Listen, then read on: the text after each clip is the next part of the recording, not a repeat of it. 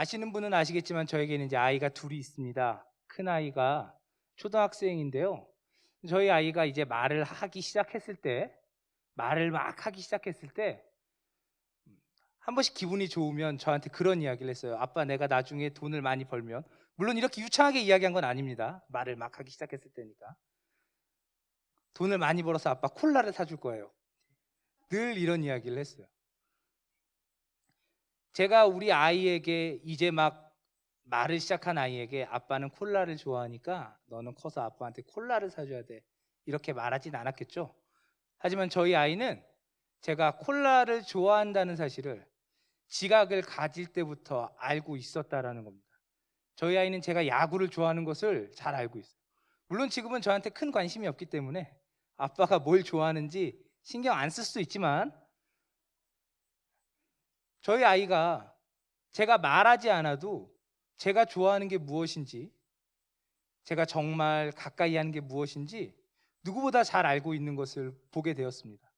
왜일까요? 저희 아이가 항상 저를 가까이 하고 있기 때문이죠. 항상 아빠를 눈앞에 두고 있기 때문이죠. 아빠와 함께 마트에 가고, 마트에 가면 아빠가 무엇을 집는지 아이가 항상 보고 있기 때문 아니겠습니까? 말하지 않아도 관심을 가지고 있다면 무엇을 원하는지, 무엇을 좋아하는지 우리는 어렵지 않게 알 수 있습니다. 오늘 우리가 함께 읽은 말씀은 갈등과 분쟁을 일으키는 자들을 향한 권면과 함께 우리가 어떻게 하나님의 뜻을 주목할 수 있는지를 우리들에게 잘 교훈해 주고 있습니다. 야고보서의 수신자들 사이에는 갈등과 다툼을 일으키는 자들이 있었습니다. 그리고 야고보는 이들 사이에 일어나는 분쟁의 핵심이 자기 중심적인 태도에 있다는 사실을 본문을 통해 말하고 있죠. 갈등이 일어나는 이유는 각자가 가지고 있는 정욕 때문인데, 서로가 원하는 것을 얻기 위해 결국 갈등과 다툼을 일으킨다. 야고보는 이렇게 말씀하고 있습니다. 하지만 문제가 있죠. 이렇게 다퉈도 각자가 원하는 것을 결국은 얻지 못한다는 데 있습니다. 남에게 해를 끼치기까지 욕심을 내어도 결국 그들에게는 그들이 원하는 것을 얻을 능력이 없다는 것이 그들이 처한 진정한 문제죠.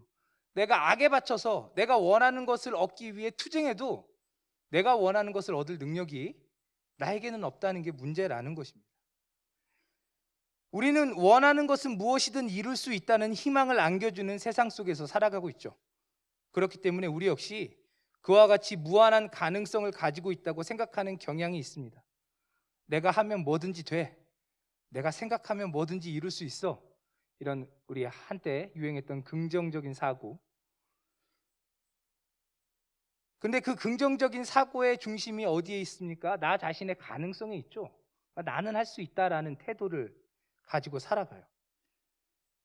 하지만 모두가 알고 있습니다. 무엇을요? 세상이 내 뜻대로 되는 것은 아니라는 사실을 말입니다. 그렇죠. 우리가 원하는 것을 우리는 얼마나 이루며 살아갑니까? 내가 갖고 싶은 것을 얼마나 가지며 살아가죠? 내가 꿈꾸는 것을 얼마나 성취하며 살아갑니까? 세상이 내 뜻대로 굴러가면 얼마나 좋겠습니까? 그렇지 않으니 문제죠. 야고보는 이 사실을 지적하면서 원하는 것을 이룰 수 있는 능력은 오직 하나님께만 있음을 말씀합니다. 사람들이 원하는 것을 얻을 수 있는 방법이 있습니다. 무엇입니까? 하나님께 달라고 요청하는 것입니다. 왜요? 하나님은 주실 수 있기 때문이죠. 다시 말해서 우리는 원하는 것을 얻을 능력이 없기 때문에 주실 수 있는 능력을 가지고 계신 하나님을 의지하고 하나님께 요청하는 수밖에는 없다. 이게 지금 야고보가 우리들에게 하고 있는 말씀입니다. 하지만 야고보는 여기서 한 가지를 더 언급합니다. 하나님께 요청하기만 하면 되는가? 그것은 아니라는 것이죠. 야고보는 잘못된 나쁜 구함이 있다고 오늘 말씀하고 있습니다. 그것은 바로 정욕을 따라 구하는 것이죠. 그런데 우리가 여기서 이 본문을 잘 알고 있는데, 이 정욕이라는 것이 심각한 죄에서 비롯된 비양심적인 욕망을 의미하는 것이 아니라는 것을 주목해야 돼요. 무슨 말이냐면 누가 봐도 나쁜 기도, 이런 걸 말하는 게 아니라는 거죠. 하나님, 저 사람을 때려잡고 내가 저 사람보다 더 잘 되게 해주세요, 이런 기도 하나님 안 들어주시죠? 당연히. 그런데 이렇게 누가 들어도 비상식적인 기도는 신자들은 하지 않습니다. 그렇지 않습니까? 애매한 거예요. 무엇이 좋은 기도인지, 무엇이 나쁜 기도인지 애매하다라는 거죠. 선한 기도는 들어주시지만 악한 기도는 들어주시지 않는다. 우리 그런 식으로 말을 많이 합니다. 그런데 선한 기도는 무엇이고 악한 기도는 무엇입니까? 적어도 이 자리에서 함께 주님을 우리의 주님으로 고백하며 기도하는 사람들이 세상 사람들처럼 이방인들이 구하는 것을 구하겠습니까? 그건 아니겠죠. 그 기준이 애매하다라는 것입니다. 오늘 야고보는 적어도 잘못된 요청이 무엇인가를 우리들에게 말해주고 있는데, 그것은 바로 하나님은 관심에 없고 자신의 뜻만 구하는 것, 이것이 잘못된 기도라고 말씀하고 있습니다. 즉 하나님과 관계없는 내 뜻을 구하는 것은 잘못된 것이고 하나님께서 이루실 리도 없는 기도다. 아주 단순하죠. 반대로 말하면 하나님께서 기뻐하시는 일을 구하기만 하면 하나님께서 당연히 들어주신다라는 것입니다. 하나님은 들어주실 능력을 가지고 계시죠. 하나님이 우리를 약올리시는 분은 아니잖아요. 하나님은 하나님이 기뻐하시는 것을 구한다면 마치 기다리셨다는 듯이 우리에게 응답해 주신다 말씀하십니다. 이와 같은 사실은 성경에서 전반적으로 증언하고 있죠. 예수님께서는 먼저 하나님의 나라와 하나님의 뜻을 구하라고 말씀하시며 하나님의 뜻이 이루어지기를 원한다는 기도의 모습을 우리에게 보여주셨습니다. 우리의 욕구가, 우리의 소원이 하나님께서 기뻐하실 만한 것이 된다면 하나님께서 허락하신다라는 것이죠. 그렇습니다. 야고보는 우리에게 다음과 같이 권면하고 있습니다. 하나님께서 기뻐하시는 것을 구하면 얻을 수 있다고 말입니다. 이 저녁에 우리가 하나님께서 기뻐하시는 것을 풍성히 구하여서 풍성히 누리는 은혜의 밤이 될 수 있기를 바랍니다.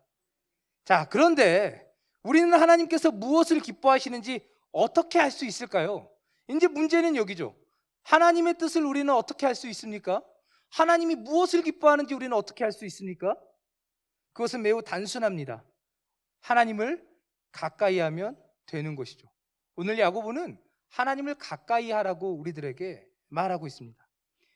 야고보는 이 사실을 말하면서 갈등과 분쟁을 일으키는 사람들을 향해 간음하는 자들이라고 신랄하게 비판합니다. 그들이 원하는 것을 얻지 못하는 이유는 결론적으로 말하면 하나님께 관심이 없기 때문이라는 것이죠. 갈등과 분쟁을 일으키는 자들의 마음에 하나님은 없다라는 것입니다.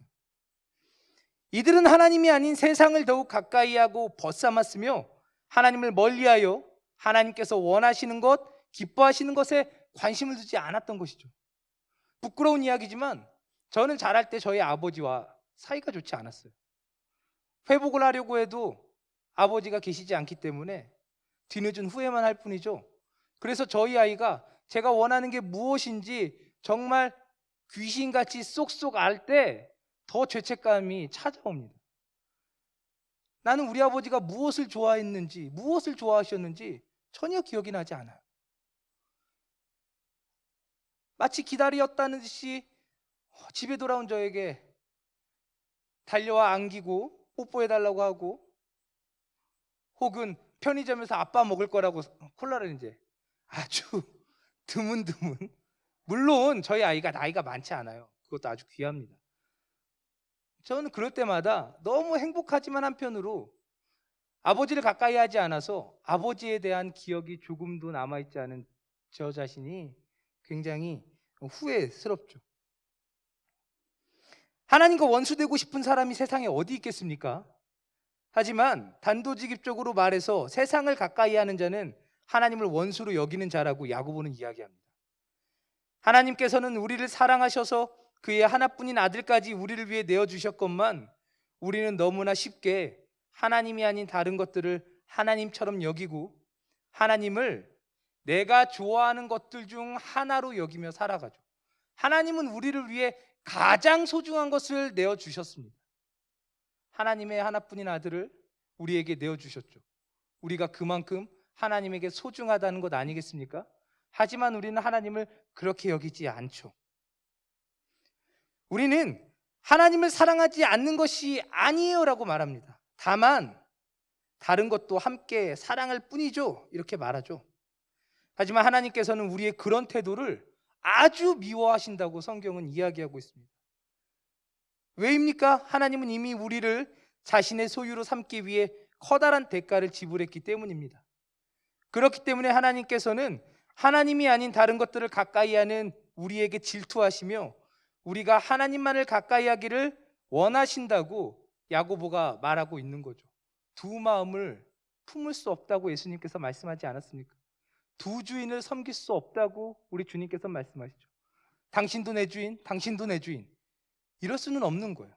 우리는 뜻을 정해서 누가 내 주인인지 고백하고 내 고백에 맞춰 의지를 다해 섬겨 나아가야 합니다. 당연히 될 것이지 아니요, 이끌려가는 대로 살아가면요 아무것도 안 되고 말아요.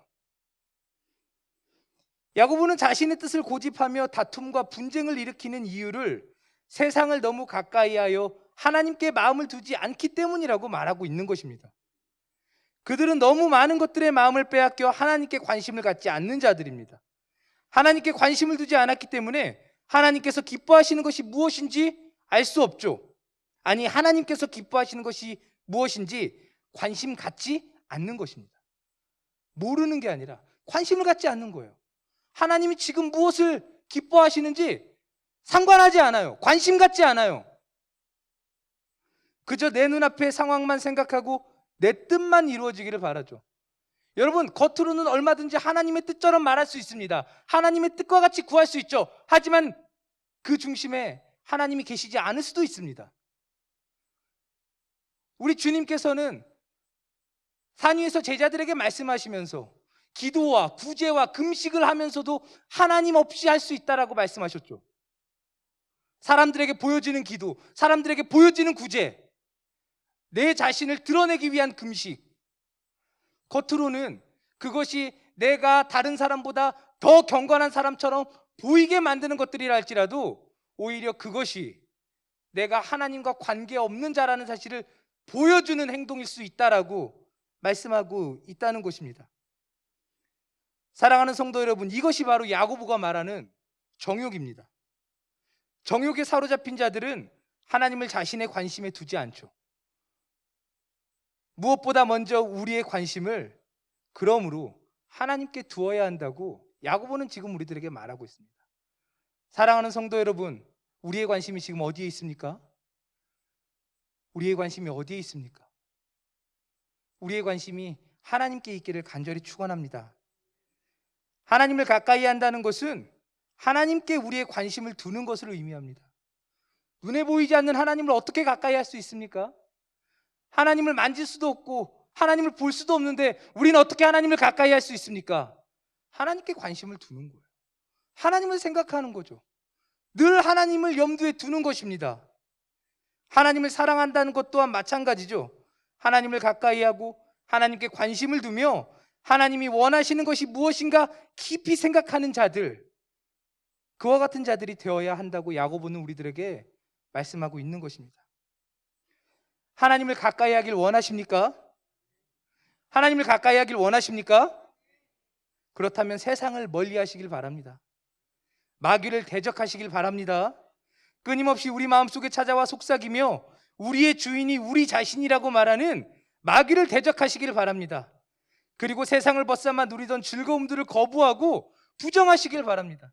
같이 갈 수 있어. 야, 꼭 예수 믿으면 그렇게 재미없이 살아야 돼? 아무리 큰 기쁨을 가져다 주는 것이라 할지라도 하나님께서 기뻐하시는 것이 아니라는 마음이 찾아온다면 단호하게 거부할 수 있는 우리 모두 될 수 있기를 간절히 축원합니다. 우리 자신에 대한 확신에서 벗어나서 하나님이 아니면 아무것도 할 수 없는 자신의 무력함을 인정할 때 비로소 세상을 벗삼아 지내던 시간들을 포기하고 하나님께 더욱더 가까이 할 수 있게 될 것입니다. 그리고 바로 그때 하나님께서는 역사하시며 우리 자신을 주장하고 내세웠을 때 누리지 못했던 인생의 성취를 우리가 그토록 바라는 하나님의 영광을 이루는 인생들이 되게 하실 것입니다. 우리는 세상과 얼마나 가까운 사이로 살아왔습니까? 세상의 풍조가 우리에게 얼마나 익숙합니까? 세상이 말하고 가르치는 것들이 우리에게 얼마나 자연스럽습니까? 사람들도 다 그렇게 하는데 우리 이런 말들을 너무 쉽게 하진 않습니까? 우리의 언행 심사가 하나님의 말씀에 사로잡히지 않고 세상 사람들의 풍조에 따르고 있지는 않느냐라는 것입니다. 하지만 그럼에도 하나님은 끝까지 참고 기다리시며 시기하시기까지 우리를 사랑하신다고 말씀하시고 계시죠. 이것이 바로 오늘 우리의 소망인 줄 믿습니다. 우리가 잘해서 소망이 있는 게 아니라 이렇게 우리가 연약함에도 우리 하나님께서 그렇게 우리를 사랑하시는 바로 그게 우리의 소망이라는 사실을 우리가 잊지 않아야 할 것입니다. 이 사실을 믿는다면, 이 사실에 감복한다면 우리는 우리 마음으로 하나님께 더욱더 가까이 하길 원하게 될 것이고 하나님의 뜻을 알기를 원하게 될 것이고 그 순간 세상을 벗삼아 즐기던 시간들을 회개하고 부정하며 하나님에게 마음으로 순복하는 역사가 일어나게 될 것입니다. 내가 원하는 것을 하나님을 통해 이루려는 마음이 아니라 하나님께서 원하시는 일이 나를 통해 이루어지기를 원하는 우리 모두 될 수 있기를 간절히 축원합니다.